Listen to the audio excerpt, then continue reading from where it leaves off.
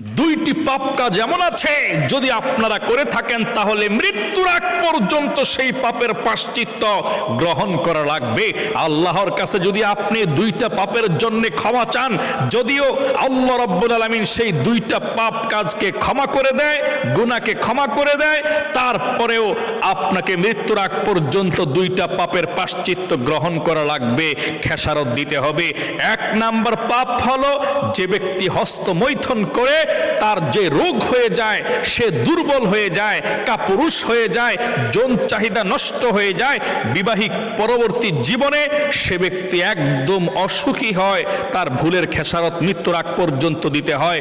দুই নম্বরে, যে ব্যক্তি নেশা করে, মদ খায় এবং কি গাঁজা সেবন করে, তাদের ফুসফুসে রোগ হয়ে যায়, মৃত্যুর আগ পর্যন্ত সে রোগে আক্রান্ত হয়ে যায়, সুস্থ থাকে না। এই জন্যে এই দুইটি গুনাহ থেকে আপনারা বেঁচে থাকবেন।